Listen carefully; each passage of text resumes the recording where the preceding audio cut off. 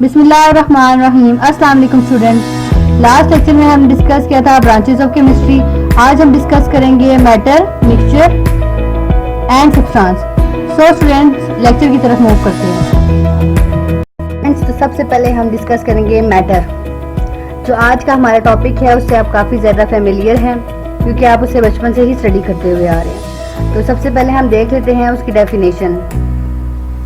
Anything that has mass and occupies space is called matter। कोई भी चीज़ जिसका proper mess हो, अमाउंट हो, मिकदार हो और वो एक स्पेस घेरती हो, एक जगह घेरती हो, उसे हम मैटर कहेंगे। हमारे इर्द गिर्द बहुत सारी ऐसी चीज़ें होती हैं अगर हम ऑब्जर्व करें जिनका प्रॉपर मैस होता है, प्रॉपर स्पेस होती है, बल्कि हमारे इर्द गिर्द अगर हम ऑब्जर्व करें तो हर चीज़ ही मैटर है। फॉर एग्जाम्पल आप अपने इर्द गिर्द जो है सराउंडिंग में ऑब्जर्व करें तो आपके पास जो बेड, टेबल, चेयर, कोई भी चीज़ है मैटर है, बिकॉज उसका एक स्पेसिफिक स्पेस घेरती है और स्पेसिफिक मैस भी है। और यहाँ तक कि जो आप सेल फोन यूज़ कर रहे हैं या जो भी डिवाइस यूज़ कर रहे हैं जिस पे आप ये वीडियो वॉच कर रहे हैं वो भी मैटर ही है। मैं आपको एग्जांपल देना चाहूँगी। फॉर एग्जांपल आप किसी ग्रोसरी शॉप पे जाते हैं, वहाँ पे आप किसी ग्रोसर को कहते हैं कि आपको 5 kg, 2 kg, 7 kg कोई भी आप मैच देते हैं कि इतना शुगर चाहिए, तो वो जो है वो होगा एक उसके स्पेसिफिक आपने मैच कहा है और वो जो मैच है उसकी वजह से आपको पता होना चाहिए कि अब इसका तो मैच है तो ये भी एक मैटर ही है। और ऑब्वियसली शुगर भी एक जगह अगर आप उसे किसी बॉल में डालें किसी भी तो वो स्पेस उस जगह को स्पेस कवर कर लेगी, तो वो भी मैटर ही है। नेक्स्ट हम मूव करते हैं फिजिकल स्टेट्स ऑफ मैटर की जानिब। फिजिकल स्टेट्स का मतलब है ज़ाहिरी हालत। मैटर भी उसके एग्जिस्टेंस के लिए उसकी कोई फिजिकल स्टेट होगी, कोई ज़ाहिरी हालात होंगी जिसमें वो मैटर एग्जिस्ट करती होगी।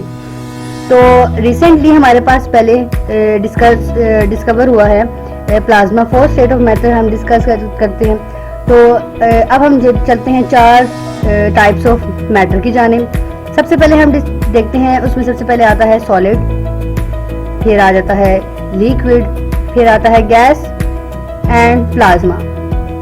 पहले हमारे पास थी only 3 types of matter, 3 physical states of matter, solid, liquid, gas. Recently हमारे पास डिस्कवर हुई है plasma, the 4th state of matter. Solid आप जानते हैं कि बिल्कुल प्रॉपर शेप होती है उसकी, फिक्स्ड अरेंजमेंट ऑफ मॉलिक्यूल होते हैं और प्रॉपर उसका साइज होता है, अपनी शेप होती है। लिक्विड, उसमें मॉलिक्यूल जो होते हैं इतने स्ट्रॉन्गली आपस में बॉन्डेड नहीं होते जिस तरह के सॉलिड में होते हैं। और लिक्विड जो होता है फ्लो कर सकता है, अगर आप उसे किसी भी जार में किसी भी पॉट में डालेंगे तो वो उसकी शक्ल ले लेगा, तो इसकी कोई अपनी स्पेसिफिक शक्ल या शेप नहीं होती। गैस आप जानते हैं कि गैसेस जो है उसमें तो बहुत ही कम बॉन्डिंग होती है मॉलिक्यूल्स के दरमियान और वो जो है गैसेस हवा में इजीली जो होती है डिस्पर्स कर जाती हैं। तो गैसेस जो है 3rd स्टेट ऑफ मैटर, इसकी तो बिल्कुल ही प्रॉपर शेप नहीं होती और ना ही हम देख सकते हैं बाद दफ़ा कुछ अगर कलर ना हो उनको छोड़ के। Next the last one is plasma. Ionic state of matter है, इसमें आयंस को हम देखते हैं, पॉजिटिव नेगेटिव आयंस। ये भी एक स्टेट ऑफ मैटर है जो रिसेंटली डिस्कवर हुई है। चलो स्टूडेंट्स नेक्स्ट मूव करते हैं टाइप्स ऑफ मैटर की जानिब। मैटर की 2 टाइप्स हैं जो कि हम नीचे स्टडी करेंगे। अब आप में से कुछ स्टूडेंट सोच रहे होंगे और यकीनन सोचना भी चाहिए कि मैटर को हमने क्यों 2 टाइप्स में डिवाइड किया है, आखिर वजह क्या थी कि उन्हें 2 टाइप्स में डिवाइड करना पड़ गया हमें। असल में मैटर प्योर फॉर्म में भी और इम्प्योर फॉर्म में भी एग्जिस्ट करते हैं तो आपस में मिक्सअप हो जाते हैं, तो इनको हमने सेपरेट करने के लिए 2 डिफरेंट डिसिप्लिन्स या कह रहे टाइप्स में हमने इनको डिवाइड कर दिया है, जो कि है प्योर फॉर्म ऑफ मैटर और impure form of matter. Pure form of matter को हम सब्सटेंस कहेंगे और इम्प्योर फॉर्म ऑफ मैटर को हम मिक्सचर कहेंगे। सब्सटेंस को भी फर्दर डिवाइड कर दिया गया है एलिमेंट्स एंड कंपाउंड्स में और मिक्सचर को भी फर्दर डिवाइड कर दिया गया है होमोजेनियस एंड हेटेरोजेनियस मिक्सचर में, जो कि हम नीचे स्टडी करेंगे। सो स्टूडेंट्स मूव करते हैं मिक्सचर की तरफ। जी स्टूडेंट्स अब हम डिस्कस करेंगे मिक्सचर को।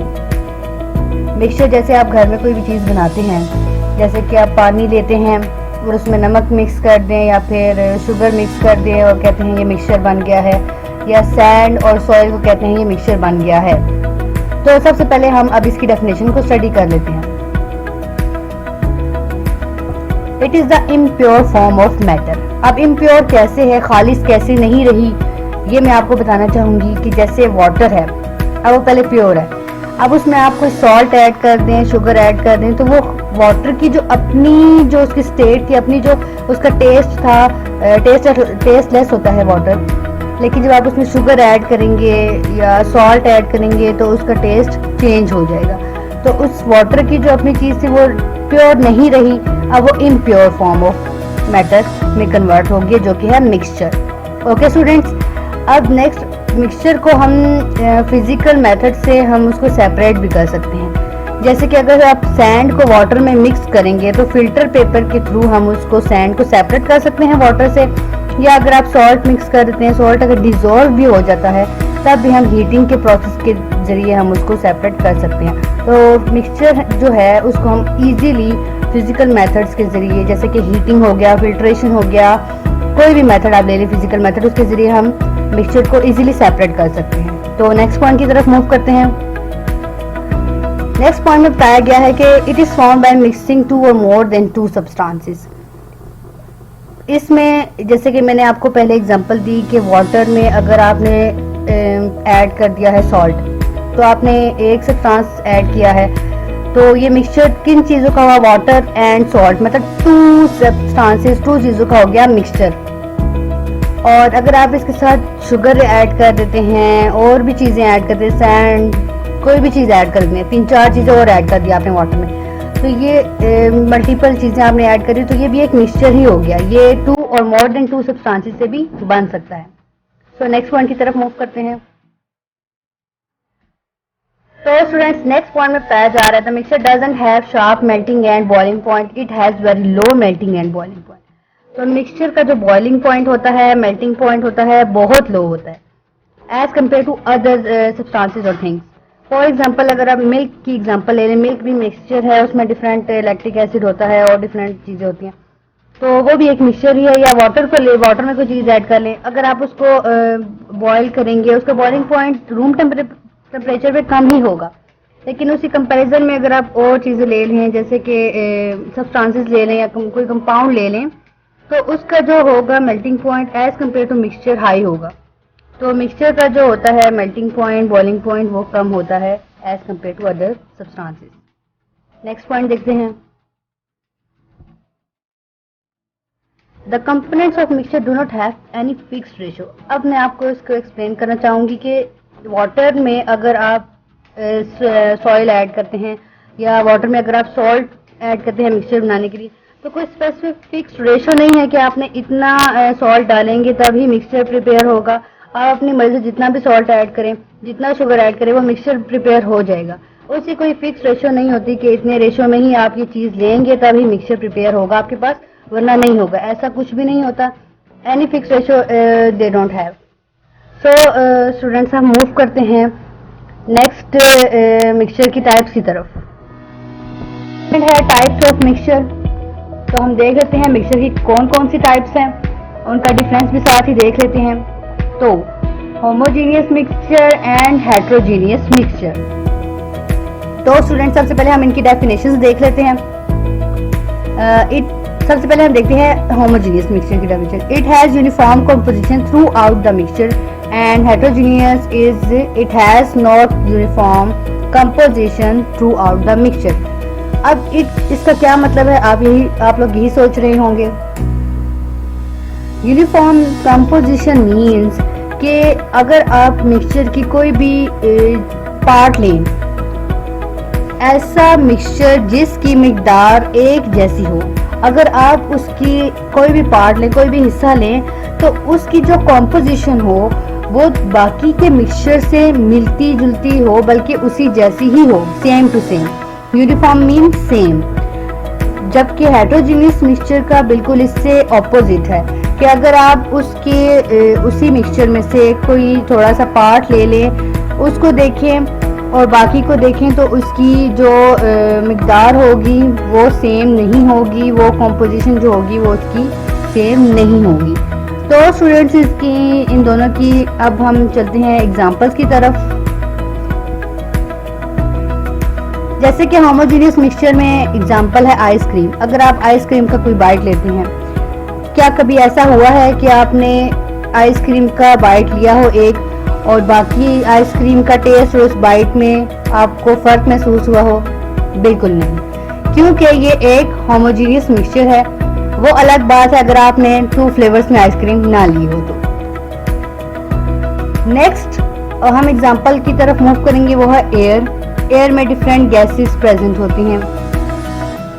फॉर एग्जांपल ऑक्सीजन, नाइट्रोजन और भी गैसेस आप कह सकते हैं। तो ये गैसेस मिलके बनाती हैं एयर। अब ये नहीं होता कि एयर का अगर आप थोड़ा सा पोर्शन ले लें और उसको देखें और बाकी एयर का जो है वो उसको देख लें, तो ये नहीं होता कि उसमें आपको गैसेस की अमाउंट कम मिलेगी। जैसे कि आपको पता है कि एयर में 79% जो होता है आपका होता है नाइट्रोजन। तो ये नहीं होता कि अगर आप कोई एयर का थोड़ा सा पार्ट लेंगे उसमें 80% होगा या 60% होगा, उसमें भी 79% ही होगा। मतलब यूनिफॉर्म है थ्रू आउट द कंपोजिशन। तो नेक्स्ट मूव करेंगे हम हेटेरोजीनियस की एग्जांपल्स की तरफ।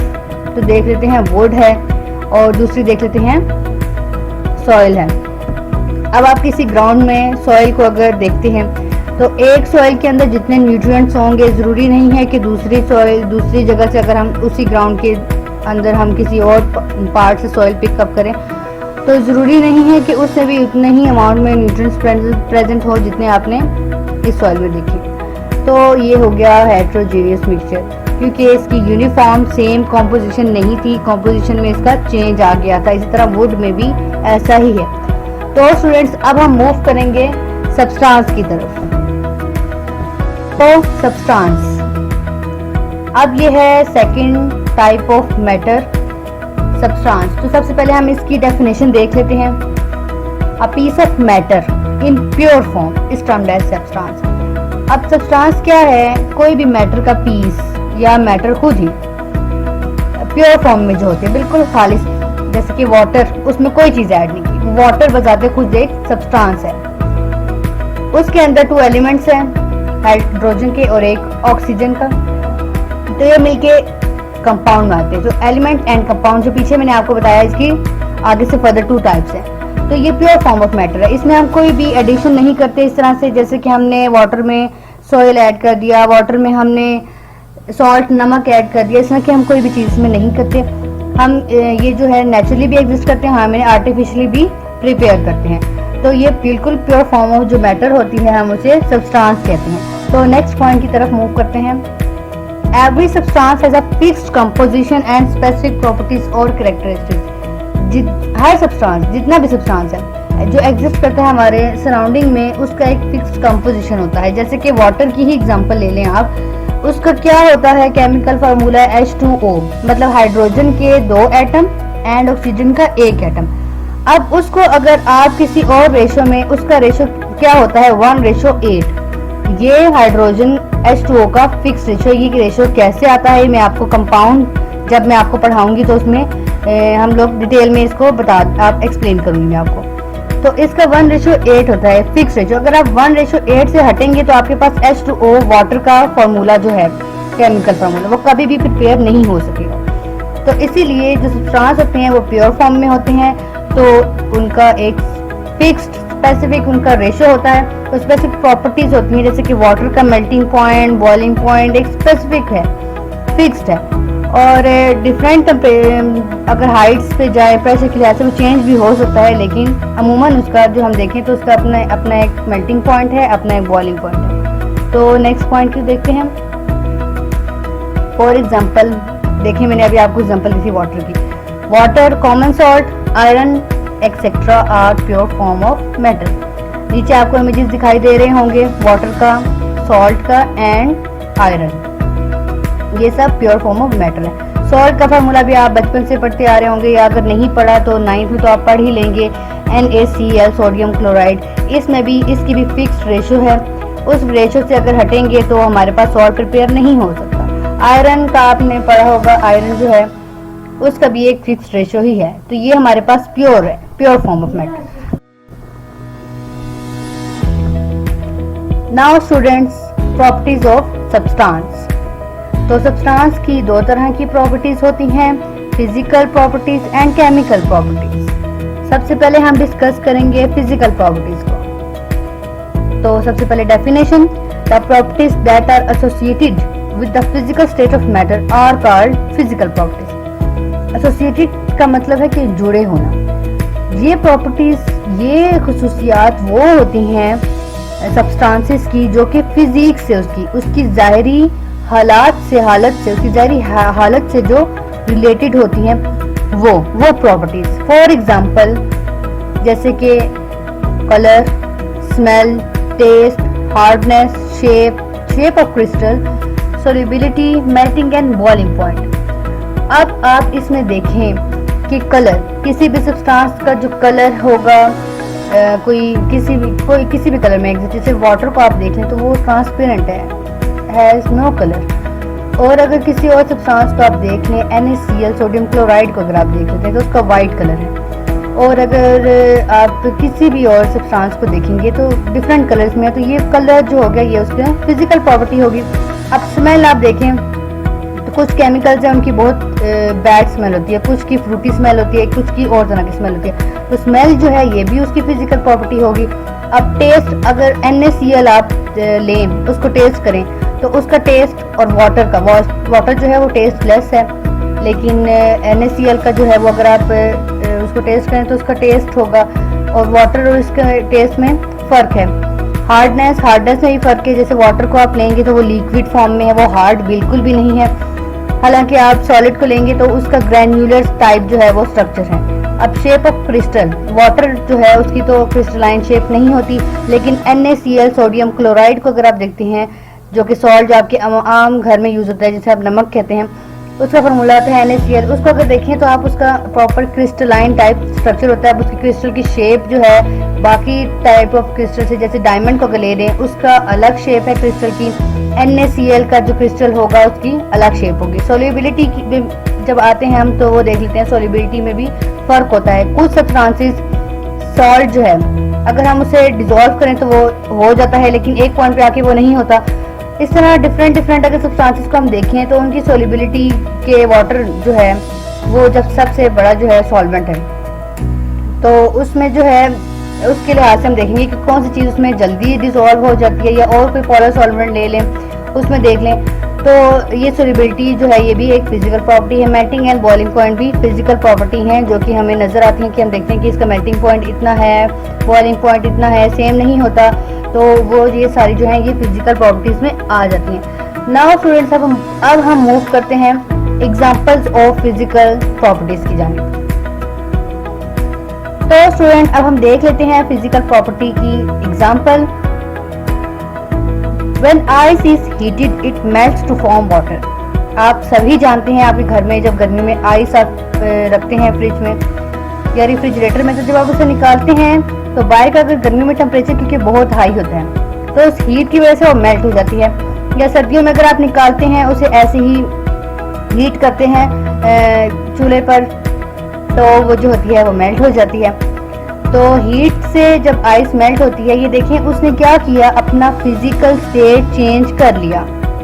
वो पहले किस स्टेट में थी, सॉलिड स्टेट में। जब हमने उसे हीट दी, जब हमने उसको टेम्परेचर इसका इंक्रीज कर दिया, तो क्या हो गया, वो सॉलिड से किस फॉर्म में कन्वर्ट हो गई, लिक्विड में। बिल्कुल सही। तो when water is further heated it boils to give it steam. अब उस वाटर फॉर्म में वो आ गई, तो अब हम क्या करेंगे, उसको फर्दर हीट करेंगे। तो जब हम उसे हीट करेंगे तो अब और तो वाटर में तो आ गई है, अब वो नेक्स्ट स्टेट ऑफ मैटर पे मूव करेगी जो कि है गैसियस स्टेट, तो वो स्टीम में कन्वर्ट हो जाएगी। Next point, in this entire process only the physical state of matter changes whereas its chemical composition remain same. आपने देखा कि वाटर की फिजिकल स्टेट ही चेंज हुई है सिर्फ, मतलब पहले सॉलिड में था, फिर लिक्विड में गया, और फिर मोर हीट जब हमने दी तो वो किस फॉर्म में हो गया, स्टीम में, गैसियस स्टेट में। तो स्टूडेंट्स आपने देखा कि सिर्फ फिजिकल स्टेट चेंज हुई है। वाटर का जो फॉर्मूला था H2O वो चेंज नहीं हुआ इस पूरे प्रोसेस के दौरान, फॉर्मूला चेंज नहीं हुआ, सिर्फ फिजिकल स्टेट ही चेंज हुई। तो केमिकल कॉम्पोजिशन जो थी हमारी सेम रही, लेकिन फिजिकल स्टेट चेंज हो गई। तो ये है फिजिकल प्रॉपर्टी की एग्जाम्पल। तो स्टूडेंट्स एनिमेशन के जरिए इस पूरे प्रोसेस को देखते हैं। Let's start. जैसे कि आप देख रहे हैं नीचे एनिमेशन में हीट दी जा रही है और आइस जो है वो इस हीट की वजह से लिक्विड फॉर्म में कन्वर्ट हो रही है। साथ ही साथ दूसरी एनिमेशन में आप देख रहे हैं कि यहाँ पे हीट का सोर्स जो है वो है सन। सन भी एक सोर्स ऑफ हीट है और सोर्स ऑफ लाइट भी है, लेकिन यहाँ पर उसकी हीट की वजह से जो वाटर है वो इवेपोरेट हो रहा है, किसमें, लिक्विड टू गैसियस स्टेट में।